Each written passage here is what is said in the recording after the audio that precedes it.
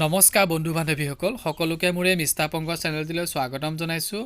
আজি এই ভিডিঅ'টো প্ৰস্তুত কৰিছো বিশেষকৈ সেইসকল প্ৰাৰ্থীৰ বাবে যিসকলে টেট পৰীক্ষাত অৱতীৰ্ণ হ'বৰ বাবে তেওঁলোকে বাট চাই আছে। তেওঁলোকৰ বাবে খুবেই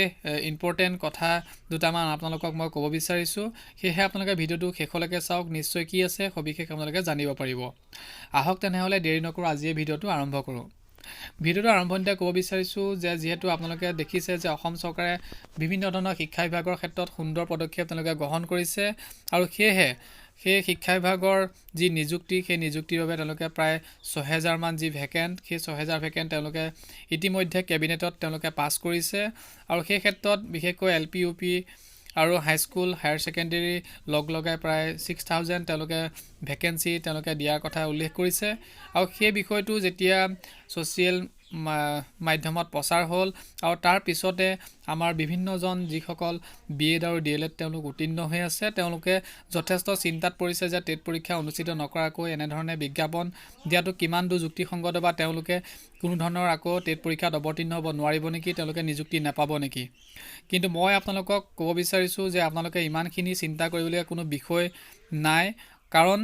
যিহেতু অসম চৰকাৰে ইতিমধ্যে সিদ্ধান্ত গ্ৰহণ কৰিছে যে 2023 বৰ্ষত তেওঁলোকে টেট পৰীক্ষা অনুষ্ঠিত কৰিব। LP UP হাইস্কুল আৰু হায়াৰ ছেকেণ্ডেৰীৰ বাবে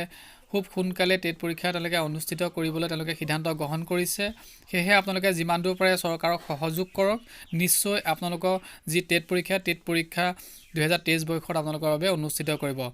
যিমান দূৰ সম্ভৱ আপোনালোকৰ বাবে ফেব্ৰুৱাৰী মাৰ্চ মাহত নটিফিকেশ্যন প্ৰকাশ পাব, তাৰপিছতে আপোনালোকৰ টেট পৰীক্ষা অনুষ্ঠিত হ'ব। সেই বিষয়ক লৈ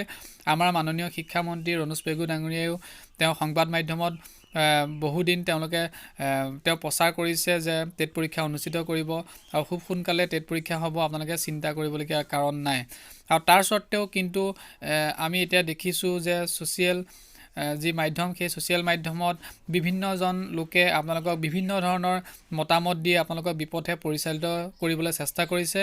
কিয়নো বহুজনে কৈছে যে চৰকাৰৰ বিপক্ষে যাব লাগে, চৰকাৰৰ বিপক্ষে গৈ আপোনালোকে কেছ কৰিব লাগে, টেট পৰীক্ষা কিয় পতা নাই বা টেট পৰীক্ষা পাতিবৰ বাবে টেট পৰীক্ষা অনুষ্ঠিত কৰিবৰ বাবে আপোনালোকক কেছ কৰিবৰ বাবে যিসকলে উচতনিমূলক মন্তব্য দিছে,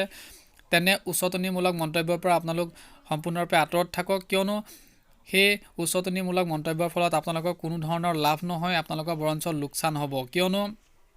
আমি আগত দেখিছোঁ যে যি হাইস্কুলত গ্ৰেছ নন গ্ৰেছৰ যি বিতৰ্ক হৈছিলে সেই বিতৰ্কসমূহত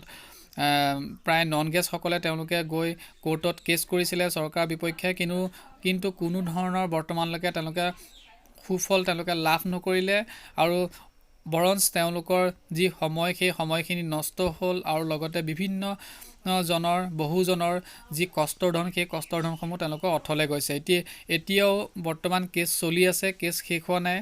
প্ৰায় 2020 চনৰ পৰা 2022 চনলৈকে কেছ আজিৰ তাৰিখলৈকে কেছ চলি আছে, কোনো ধৰণৰ কেছৰ সমাধান ওলোৱা নাই। সেয়েহে আপোনালোকৰ সময় নষ্ট হ'ব নালাগে, আপোনালোকৰ যি কষ্টৰ ধন সেই কষ্টৰ ধন অথলে যাব নালাগে। আপোনালোকে খুব ধৈৰ্য ধৰক, আপোনালোকে ইমান অধৈৰ্য হোৱাৰ প্ৰয়োজন নাই। যিমান দূৰ পাৰে আপোনালোকে চৰকাৰৰ লগত আলোচনা কৰক, চৰকাৰক সহযোগ কৰক। আপোনালোকৰ বাবেও খুব সোনকালে টেট পৰীক্ষা অনুষ্ঠিত কৰিব, সেই বিষয়ক লৈ আপোনালোকে চিন্তিত হ'ব নালাগে যে আপোনালোকৰ বাবে যি টেট পৰীক্ষা সেই টেট পৰীক্ষা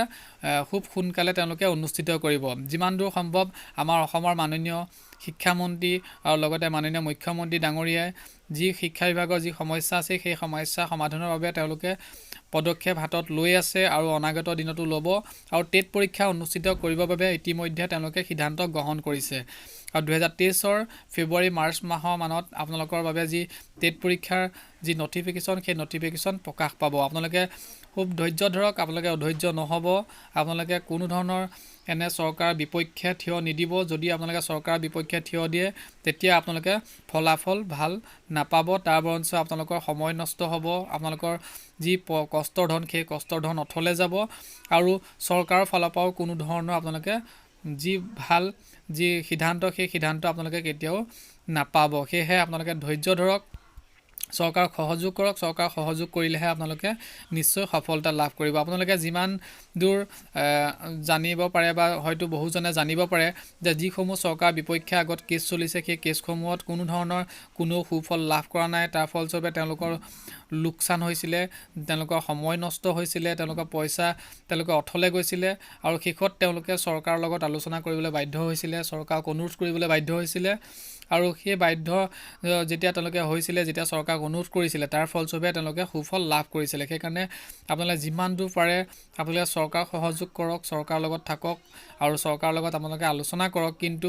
কেতিয়াও চৰকাৰৰ বিপক্ষে গৈ আপোনালোকে কাম কৰিবলৈ চিন্তা নকৰিব তাৰ ফলস্বৰূপে আপোনালোকৰ যি সময় সেই সময়ৰ অপব্যয় হ'ব আৰু আপোনালোকৰ যি টেট পৰীক্ষাৰ বাবে যি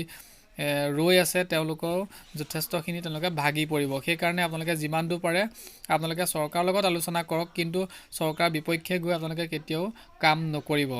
আৰু যিমান দূৰ সম্ভৱ 2023 বৰ্ষত আপোনালোকৰ বাবে টেট পৰীক্ষা অনুষ্ঠিত হ'ব